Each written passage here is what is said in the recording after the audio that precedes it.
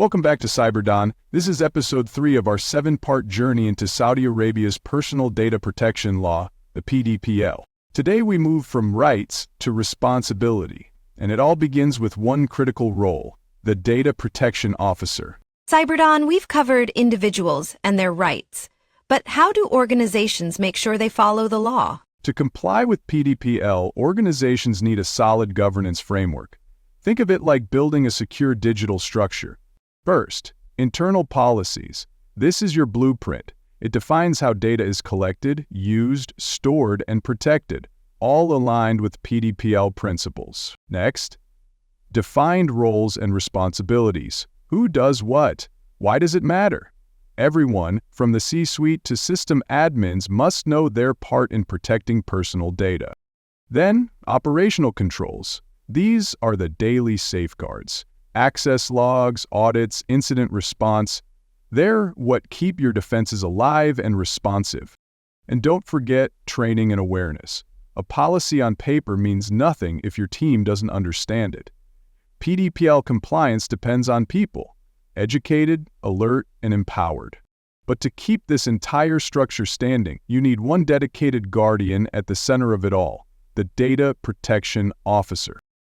CyberDon, what does a Data Protection Officer actually do? Great question. The Data Protection Officer wears many hats, all focused on protecting data and building trust.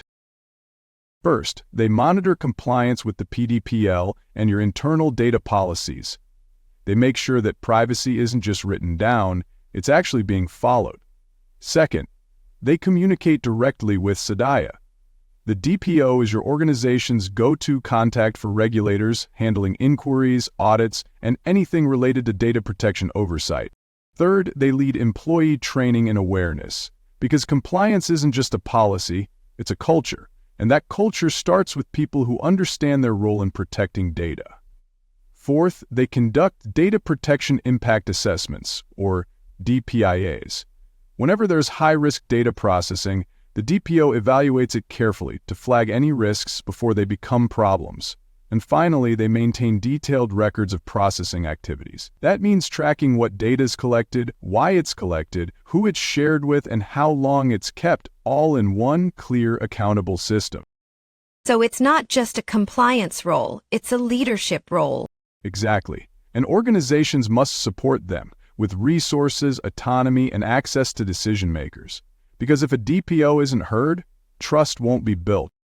In the next episode, we shift from governance to justification and explore the legal foundations that make data processing not just operational, but lawful, ethical, and trusted.